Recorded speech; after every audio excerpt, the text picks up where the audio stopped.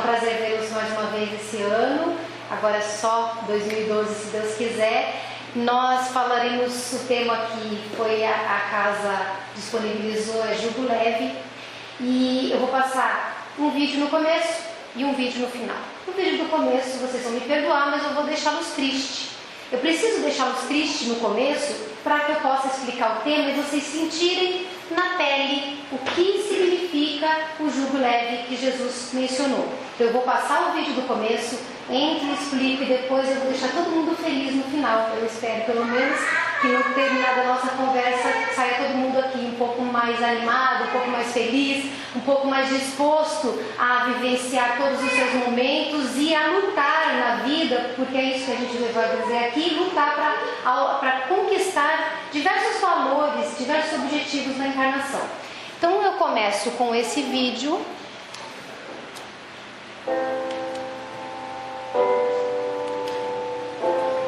Percebam que são só imagens. Eu recordo também de já ter passado uma vez, se não me engano foi aqui, mas é um vídeo bastante marcante, que fala sobre a situação do nosso mundo, do nosso planeta. As dificuldades com a miséria, com a fome, com a violência. São muitas as imagens tristes que aparentam ter muita agonia nos olhos dessas crianças, dessas pessoas que vivem sem roupa, sem uma educação formal decente, sem amor, sem água limpa, sem banho, sem comida. A gente vê tristeza nesses olhares e a gente pensa, por que será que eles nasceram? Por que será que Deus permitiu que essas pessoas vivam assim, jogadas como se fossem lixos na rua, se expondo, pedindo para ter o mínimo, ou às vezes o menos do mínimo, sem energia para levantar, sem nenhuma esperança? Às vezes a gente reclama da própria vida, da própria cruz que carrega, mas quando a gente vê essas imagens, nós podemos perceber que a nossa vida é boa. Perto de tudo isso que a gente está assistindo. Isso que aqui pouco se fala de guerra, pouco se fala de outros tipos de misérias. As pessoas se mostrando indiferentes, ensinando através do exemplo que é a violência, lágrimas que não se secam nunca, essa imagem que nunca é esquecida da bomba de Hiroshima,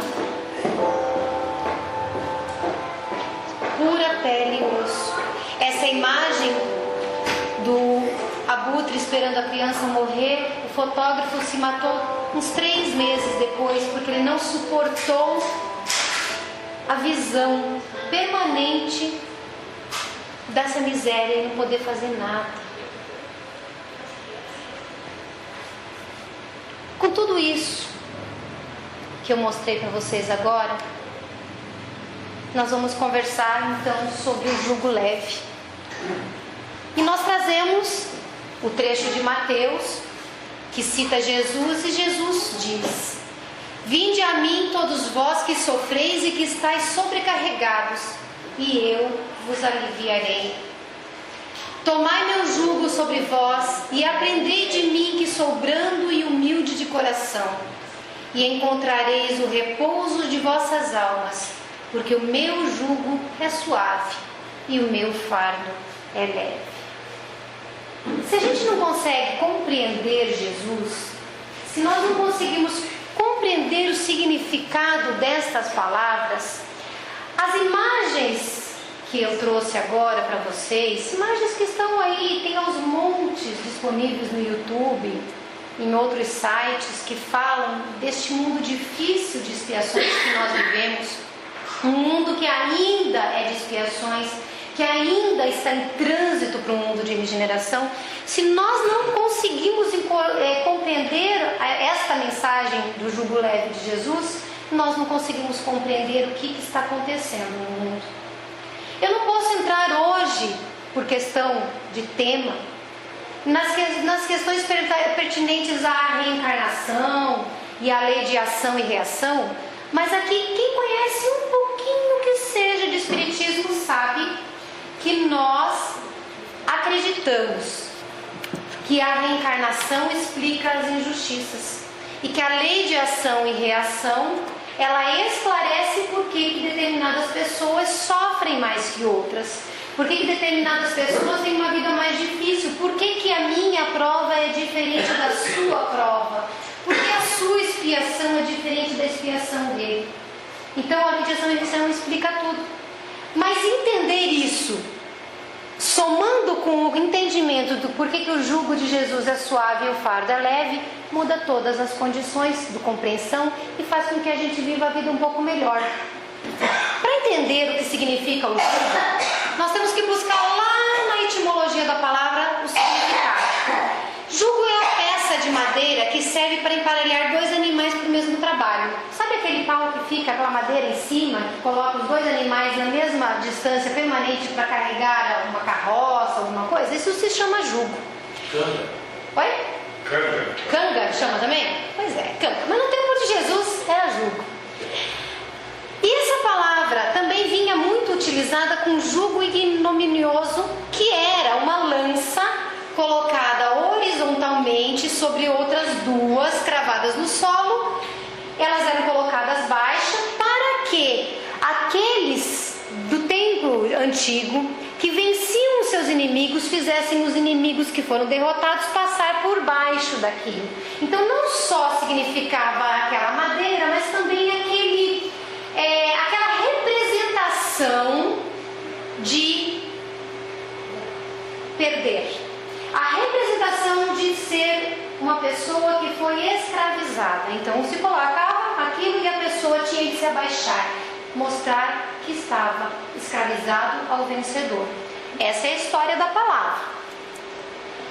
Então a gente vai entender o quê? Que a palavra jugo significa milenarmente, no conhecimento histórico, que é a servidão, a opressão, o constrangimento, a força que se utiliza para dominar alguém, dominar, subjugar. Tudo bem até aqui? Assim começa a gente entender o que Jesus estava querendo dizer. Bom, lá no Velho Testamento se usava muito essa palavra jugo, mas eles estavam falando de um elemento que tinha a ver com as profecias de salvação, porque na Bíblia, no Velho Testamento, se falava muito do que ia acontecer. Existiam muitas promessas de salvação, a promessa de libertação, a promessa de encontrar um lugar permanente, a promessa de ser salvo por um Messias, e tinha que se libertar do quê? Do jugo da escravidão, especialmente se referindo ao povo hebreu que era escravizado lá no Egito, e que depois Moisés tira aquele povo de lá, e deste povo depois se origina a descendência que vai acabar em Jesus. Ok? No Novo Testamento já não foi usado no sentido material da libertação da escravidão só, mas também, além da escravidão que se queria libertar do povo romano, também falava-se de uma história que vinha querendo se libertar, e falava também no sentido mais moral, onde Jesus principalmente se referia a nós nos libertarmos dos nossos vícios, e não só vícios materiais, mas vícios morais sobretudo. Jesus usou o termo jugo para dizer o seguinte: a nossa vida é uma vida dependente, escravizada a questões de ordem material, porque nós não temos bagagem suficiente, ou não tínhamos bagagem suficiente para nos libertarmos moralmente, espiritualmente, e com essa libertação ter a força para libertar da parte material daquilo que nos escraviza. Bom, Jesus fala que o seu jugo é leve e o seu fardo é suave, porque somente Ele é capaz de oferecer o lenitivo para as nossas dores e sofrimentos. A gente pode até questionar, mas será que Deus só mandou Jesus? Nós falamos de Jesus porque somos cristãos.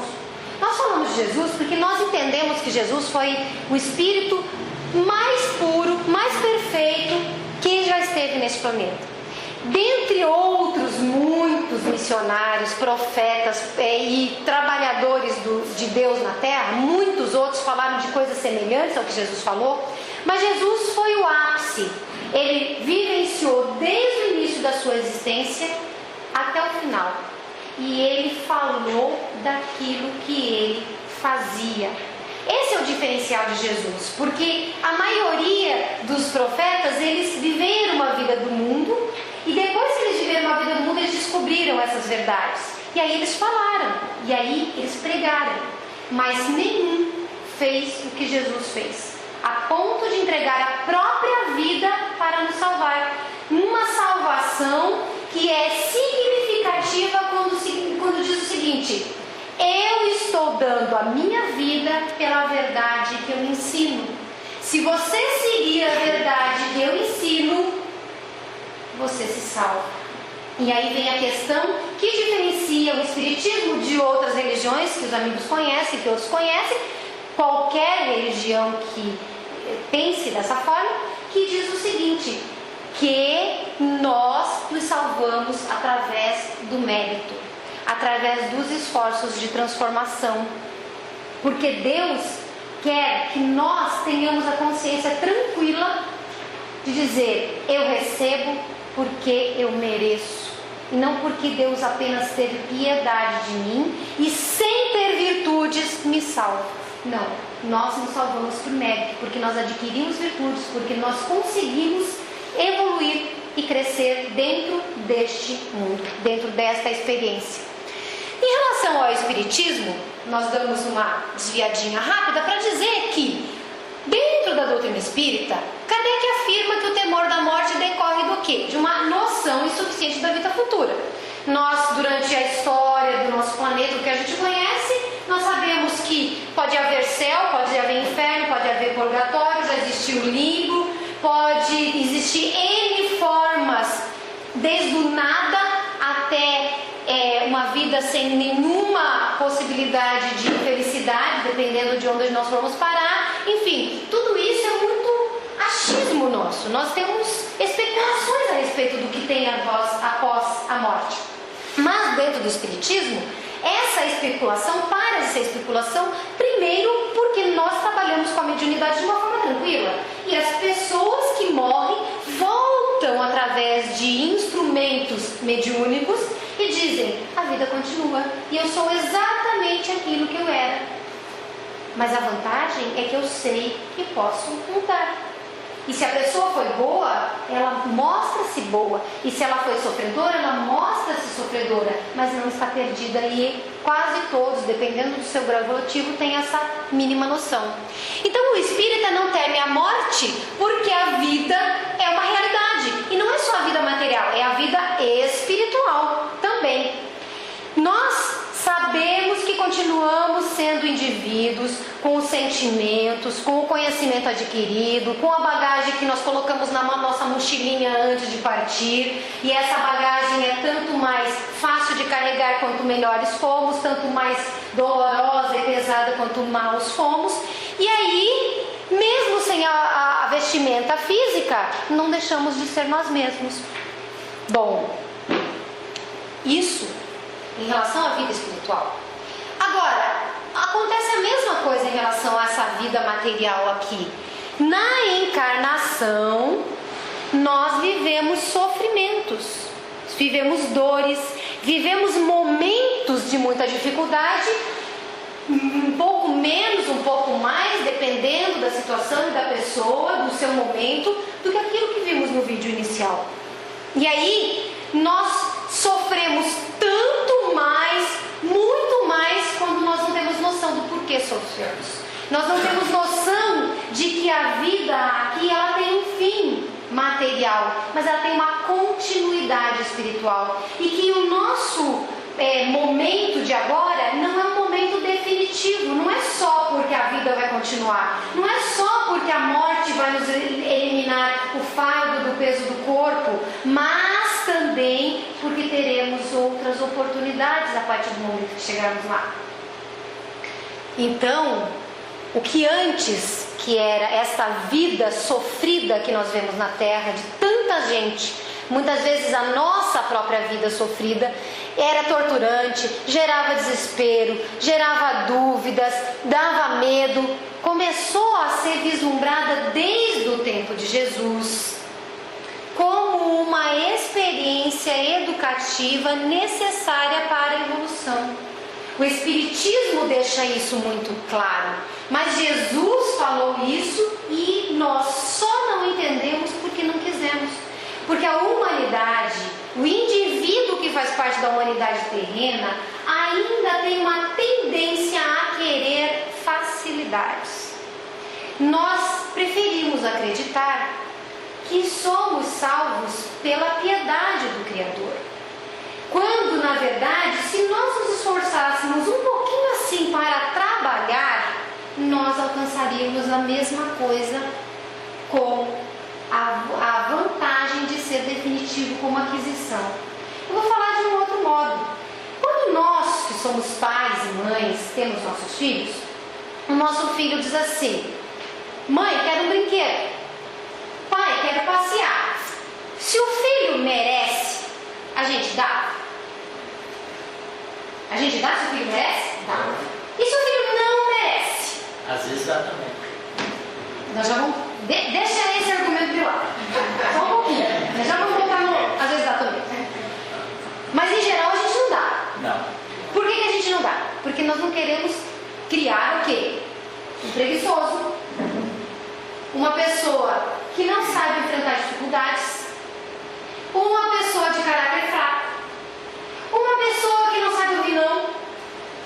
Quando a vida lhe der não, como ele não escutou, ele vai querer tirar da vida aquilo que a vida não deu. E aí, como é que se tira da vida aquilo que a vida não dá? Se não consegue comprar, vai roubar. Mais ou menos assim. Os pais, que às vezes eles dão porque eles entendem que o filho está num momento de ignorância, de dúvida, que não é preguiça, é não saber como faz. Então ele percebe, isso eu não estou falando dos pais preguiçosos, né? Deixa essa parte de lado, aquele pai que só vai empurrando para não dar trabalho, não estou falando desses pais. Às vezes ele mostra assim a ponta do iceberg: olha, eu posso te dar isso, mas se você cumprir a sua obrigação, eu vou te dar tanto mais. Num sentido educativo estimulante de que quando nós fazemos por merecer, nós ganhamos mais, nós recebemos mais. Por que eu estou falando disso aproveitando o seu gancho? Porque Deus muitas vezes não faz com que as nossas experiências sejam 100% aquilo que nós merecemos. Se nós somos maus e nós recebemos exatamente 100% da nossa maldade em algum momento, isso seria uma lei de olho por olho, dente por dente. E aí o ciclo de sofrimento nunca se acabaria. Mas se ele chega e diz assim: olha, você deve sempre a lei divina. Se você me pagar nesta experiência terrena, nesta vida, se você ressarcir a sua consciência, se você se ressarcir perante a lei, se você se quitar perante o próximo em 10% disso, eu vou entender que você aprendeu. E se você aprendeu, eu não preciso cobrar os outros 90%. É incrível, mas as nossas experiências dolorosas aqui na Terra normalmente não são nada perante aquilo que a gente deve. Porque nós não conseguiríamos carregar tudo aquilo que nós fizemos o outro sofrer.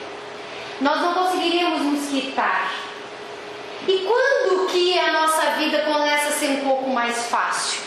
Aqui nós estamos falando ainda do entendimento de que existe uma vida continuando a vida carnal e que existe um sentido para viver. E aí, nós, quando entendemos que a vida espiritual é o verdadeiro mundo, que todos voltaremos para casa, que levaremos uma bagagem aqui, que seremos tanto mais felizes quanto melhor vivenciarmos a experiência, entendendo que este mundo não é permanente e que quando a morte chega, ela não é mais nada do que uma porta que se abre para passar por uma outra dimensão e não um fim, nós acabamos sofrendo com um pouco mais de paciência. Essa paciência faz toda a diferença nas nossas experiências. Dentro do próprio Evangelho existe um exemplo. Na Gênese, em a Gênese fala esse exemplo. Ele diz assim: aquele que olha do ponto de vista espiritual tem uma visão mais ampla. Então fala no Evangelho sobre o Espiritismo, e na Gênesis eu uso o mesmo exemplo. Assemelha-se ao homem que subiu numa montanha comparado ao que ficou ao pé da montanha, lá embaixo. Lá de cima, esse homem pode vislumbrar outros horizontes e o que não é permitido ver para aquele que está lá embaixo. Então, quando nós conseguimos entender a mensagem do Cristo, entendendo que a vida não é só isso aqui, só matéria, só o sofrimento, só a dor, só esse constante estresse de sobreviver. Quando nós conseguimos entender que o Pai amoroso nos colocou na escola e que nós estamos nessa escola porque somos o tipo de aluno que essa escola recebe, então é como se nós subíssemos na montanha e conseguíssemos vislumbrar outros horizontes, dizendo: puxa, se eu conseguir amar como Jesus ensinou, eu terei uma vida mais simples, mais fácil. Se eu conseguir perdoar como Jesus ensinou, eu conseguirei viver sem tanta dor, sem tanto sofrimento moral, sem esperar tanto que o outro faça o que é minha parte. Se eu conseguir fazer as coisas de uma forma certa, de uma forma correta, como a lei de Deus pede que nós façamos, como Jesus exemplificou que é possível fazer, então essas experiências que hoje doem, porque nós não sabemos o sentido delas na nossa vida, elas passam a ter uma lógica, elas passam a ter um motivo. E aí nós dizemos o seguinte: antes éramos alunos repetentes que não queríamos prestar atenção no que se ensinava na escola, quando vinha o momento da prova, reprovávamos, falhávamos, mas agora nós amadurecemos. Tudo bem, atrasamos um pouco em relação talvez ao nosso colega, mas nós amadurecemos. Então agora a professora, o professor, os colegas, todos que compartilharam conosco trouxeram experiências. Eu aprendo com a experiência. Na hora de vir a prova, eu já sei a resposta. Talvez eu ainda não tire 10, mas se eu conseguir tirar a média, passar daquela fase, a vida foi melhor. Eu que saí agora, esses dias de semana de provas, passei o semestre inteiro estudando, caprichando. Estudei nos dias da semana de prova. Fui lá, fiz as notas, algumas melhores, outras piores, mas eu passei. Hoje, quinta-feira, que dia é hoje? Dia 15 de dezembro. Semana que vem, já perto do Natal, tem gente fazendo prova. Por quê?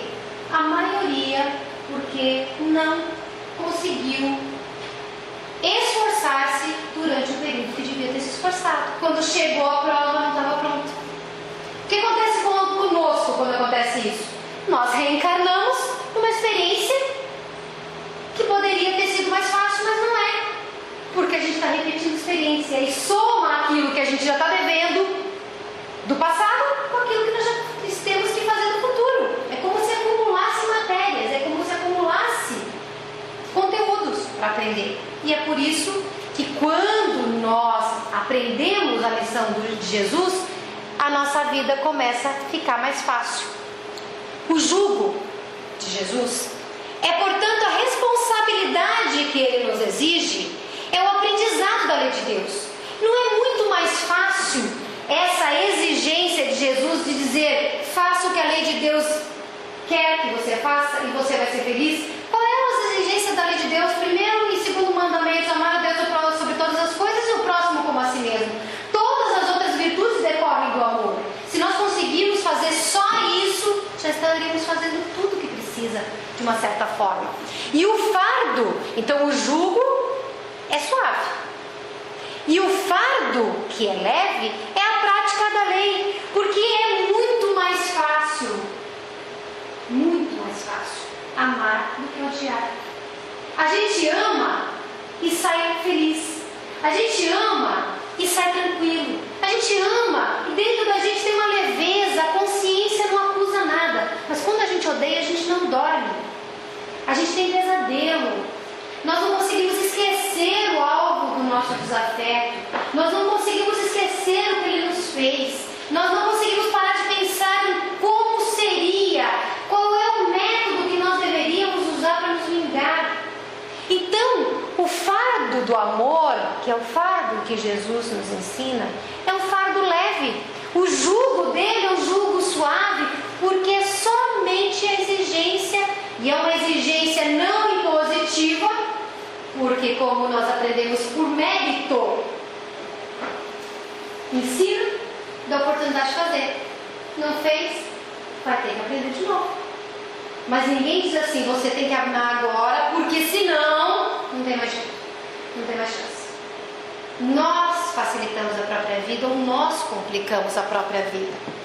Dentro do Livro dos Espíritos, a questão 895 pergunta, Kardec começa dizendo assim, fora o que é muito ostensivo, está muito na carinha da gente de imperfeições, qual é o sinal mais característico da imperfeição? Ele quer saber de todos os defeitos que nós temos, qual é o mais característico. Não o fato de nós tomarmos algo de alguém por egoísmo. Isso é um gesto muito patente. Ele fala assim, os outros sinais, aqueles que a gente pode perceber o que tem por trás. E aí, os Espíritos respondem, o interesse pessoal. Pode um homem, dizem os Espíritos, possuir qualidades reais que levem o mundo a considerar um homem de bem. Nós muitas vezes consideramos alguém pela aparência um homem de bem. Uma pessoa sóbria, uma pessoa que faz caridade, pelo menos aparentemente para o mundo é uma pessoa do bem. É assim que a gente julga. Deus não julga assim, pelas aparências. Deus julga pelo que vai dentro do coração, que nós carregamos na alma. E aí os Espíritos dizem, mas essas qualidades, conquanto assinalem um progresso, porque comportar-se de uma forma que aparente ser do bem, já é um progresso, porque tem muita gente que nem faz isso. Então quando nós nos esforçamos para estar andando reto, mesmo quando erramos, já é um progresso. Só que nem sempre esse progresso que nós já adquirimos, que nós já conquistamos, que é o de estar tentando andar na linha, nem sempre suportam certas provas. Às vezes basta que se fira a corda do interesse pessoal para que o fundo fique a descoberto. Um exemplo que não dá para nós entrarmos no mérito de cada um discutir, mas depois cada um pensa. Existe um pequeno teste que às vezes nós fazemos nos nossos grupos de pais, aqui os trabalhos com os pais. Existe uma pergunta que a gente fala. O nosso amigo tem um primo que é traficante. E esse traficante oferece dinheiro. Ele não aceita. Só que um dia, por que ele não aceita? Porque é dinheiro do tráfico, porque tem venda de armas no meio, porque famílias foram destruídas, porque as pessoas morrem. Enfim, tem N razões para aquele dinheiro ser um dinheiro sujo que a gente não deve aceitar. Fazer uma festinha? Não vou aceitar esse dinheiro. Só que esse mesmo homem, um dia descobre que o filho está doente. Aí entrou no interesse pessoal. Vocês concordam comigo? Já mudou tudo. Aí o traficante oferece. O dinheiro deixou de ser sujo? Aí a gente diz assim, mas eu vou limpar o dinheiro, porque esse dinheiro vai passar a ser um dinheiro nobre, porque vai salvar tudo que eu fiz. Como se Deus não tivesse meios e métodos de mandar a cura através de uma outra fonte, a mandar a oportunidade através de um outro meio, nós tivéssemos que nos sujeitar. Então aí aquele dinheiro para de ser sujo, porque existe interesse pessoal. Claro, eu estou falando de um exemplo assim que é altamente gritante para vocês arrancarem os cabelos dizendo assim, mas se fosse meu filho, claro que eu pegava. Eu não vou discutir isso.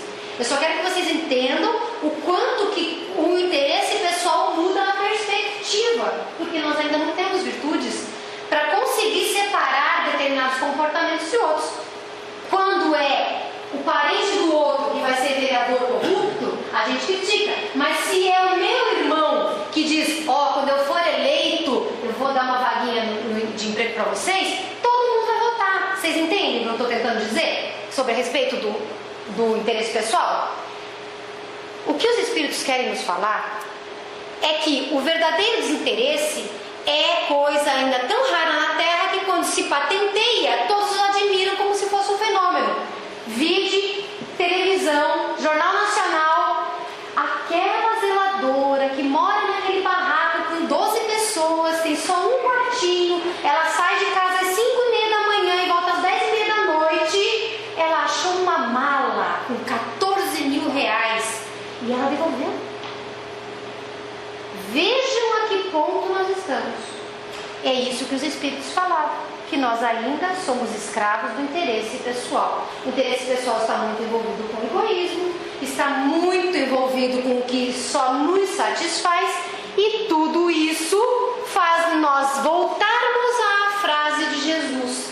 Quando nós, depois de entendermos que a mensagem do Cristo é verdadeira, de que temos que amar a Deus e ao próximo como a nós mesmos, quando nós entendemos que, como o Espiritismo explica, a vida não é limitada à vida material, mas existe uma continuidade, e nessa continuidade nós receberemos aquilo que somos, e que teremos oportunidade de renascer, e renasceremos na escola, e nas aulas específicas que nos faltam aprender, nós vamos aos poucos, fazendo da nossa vida uma vida mais suave, mais tranquila, quando formos nos desapegando do interesse.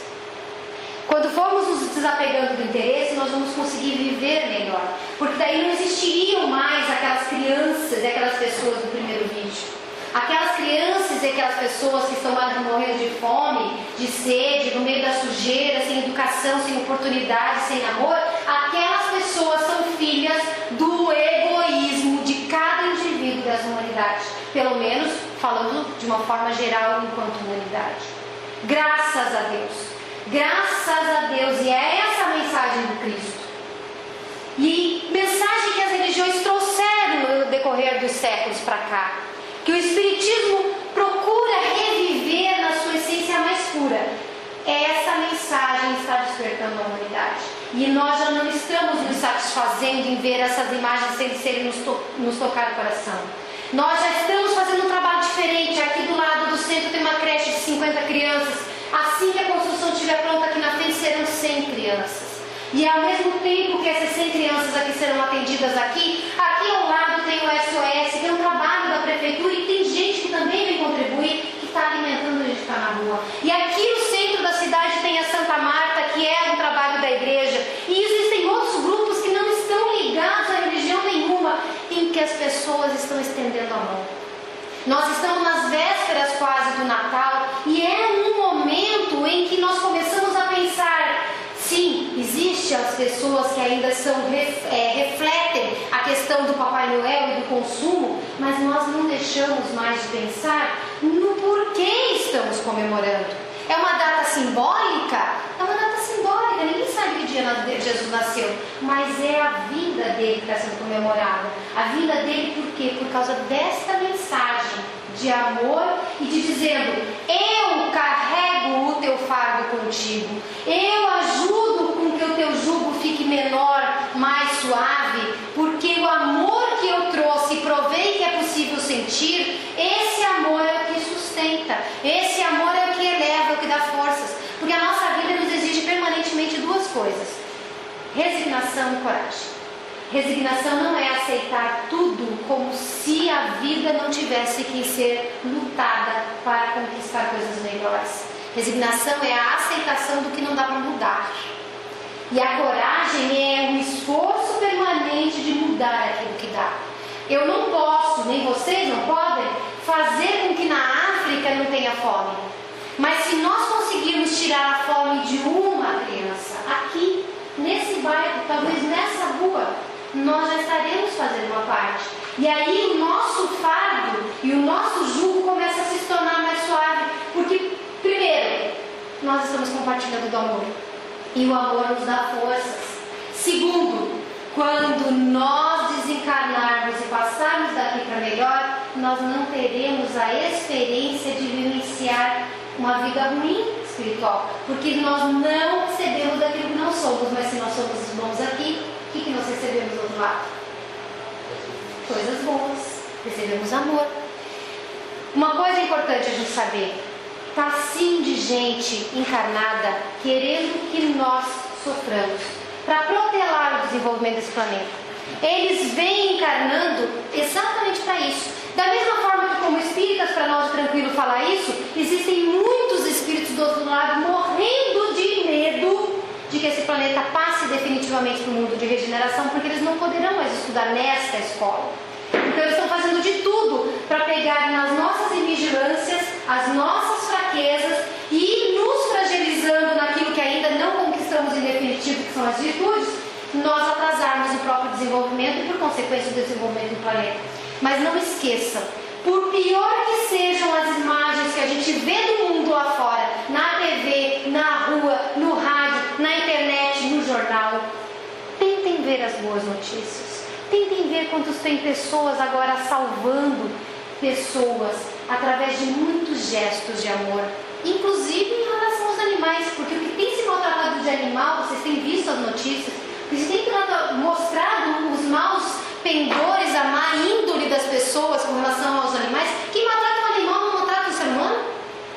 Maltrata, pois o bichinho é super indefeso, conta com você. E aí você maltrata o animal, você vai maltratar o ser humano. Mas apesar desses, existem pessoas e mais pessoas, cada qual trabalhando do seu jeito. Tem a pessoa que salva o animal, tem a pessoa que cuida da criança abandonada, tem a pessoa que dá amor aos idosos, tem a pessoa que visita os presidiários, tem a pessoa que vai nas casas religiosas para trabalhar em prol do próximo de muitos modos. Uns falam, outros dão passe, outros fazem a cesta básica, outros emprestam livro, e cada um de nós vai fazendo a nossa parte.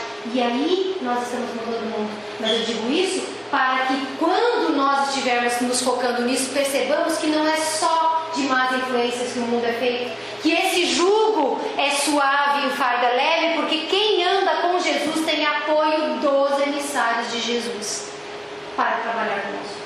Nós não estamos sozinhos. Nós temos suporte, nós temos apoio, nós temos ajuda. Ah, mas eu não mereço porque tenho muitas imperfeições. Verdade.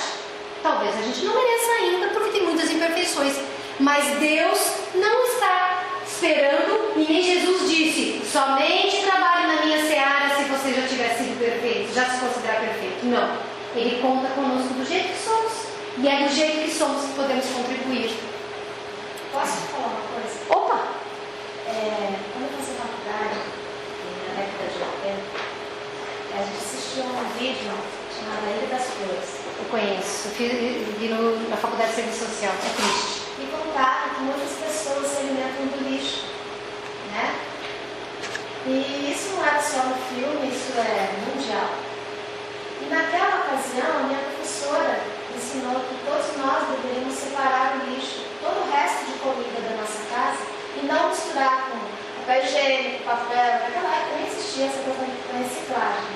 Então, não misturar com palito de fósforo, deixar um lixinho na nossa lixeira só para comida, né? E aquele lixo posicionadinho, separado do lixo. Porque toda vez que e isso eu faço, nunca mais esqueci. Porque eu sempre penso assim, que alguém pode achar aquele lixo no meio de todo o lixo e encontrar uma comida limpa. Não importa se é o meu resto do melão que eu comi, do mamão, da melancia, da manga. Para alguém aquilo é alimento. Para alguém aquilo é infelizmente. alimento. Não está misturado com todas as coisas, né? Então, se a gente passasse isso para a gente, quando você falou de fome, eu lembrei disso, é uma coisa muito linda. E no caso da Ilha das Flores, se eu não me engano, eles primeiro liberavam os porcos comiam tudo que era encontrado no lixo. Quando os porcos estavam saciados e não encontravam mais comida, eles liberavam para as pessoas. É deprimente e isso é realidade, né? É muito bem lembrado. Então, o que esse tema nos incentiva a fazer? Incentiva a fazer feliz. Incentiva a nos encorajar, dizendo: nós não estamos sozinhos. Nós temos aqui, cada um de nós, a sua cruz. Cada um carrega a cruz da força que tem. Só que apesar dela ser do tamanho dos nossos ombros e das nossas responsabilidades passadas, das ações e das reações daquilo que fizemos no nosso passado, apesar disso, é como se nós víssemos o Cristo atrás de cada um de nós aqui, ajudando a carregar. Por quê? Porque quando nós fazemos o que Ele faz, o que Ele fala, nós conseguimos ter mais força para vencer. E é possível. Essa questão do lixo pode soar até estranha, né? Nossa, mas eu vou jogar comida no lixo, vou embalar porque eu quero que alguém coma? Não quero que ninguém coma. Mas se tiver alguém no meu caminho que seja infelizmente miserável a ponto de ter que catar do lixo para comer, que seja uma comida minha. É triste a gente estar em 2011 e ter que falar uma coisa dessas, mas é uma forma de fazer caridade dentre milhares que poderiam existir. Bom, esse tema, o jugo leve, está no capítulo 6, que é o Cristo Consolador. Na semana que vem vai ser falado de um aspecto muito bonito sobre o Cristo Consolador, que vale muito a pena ver. Mas eu prometi para vocês que eu ia passar um vídeo triste, ia fazer as explicações e ia tentar fechar de uma forma que saísse todo mundo aqui motivado. E é o que eu vou passar agora. Uma mensagem que eu entendo que é muito bonita, que se chama Olhando de Outro Lugar. Esse moço que fez o texto e a declamação, o Flávio Siqueira, ele tem vídeos muito bonitos e de temas muito interessantes. Ele, não sei qual é a religião dele, mas ele fala como espírita, no sentido de dar muita esperança, de falar de amanhã, de falar de mérito, de falar de lei de retorno.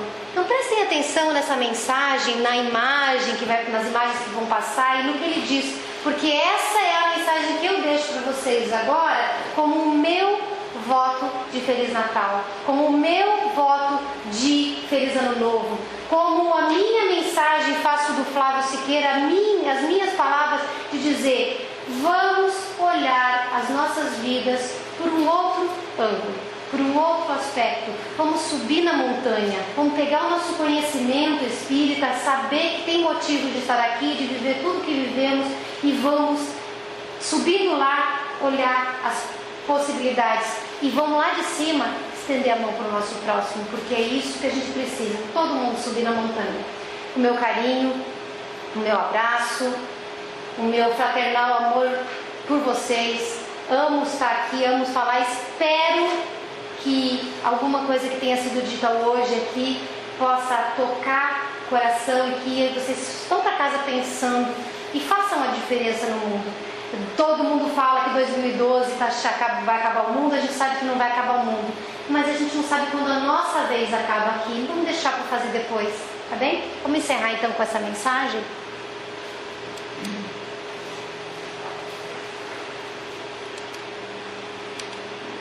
E ver a vida por outro lado, onde fosse possível ir a lugares desconhecidos e tudo que te aflige parecesse insignificante.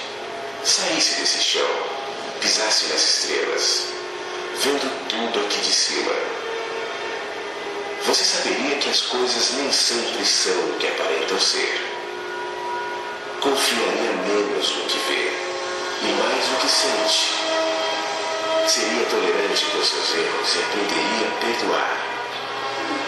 Saberia o valor da gratidão e se afastaria da condição de juiz da humanidade, lembrando que antes de todos, você é humano e cheio de ambiguidades. Se visse mais longe, deixaria de se preocupar com o que os outros pensam sobre você. E saberia que isso não vale nada. Começaria a prestar atenção nas pequenas coisas. Valorizaria o seu tempo, pois entenderia que só existe um dia chamado hoje. É nesse dia que você tem para viver. É hoje que você tem para ser.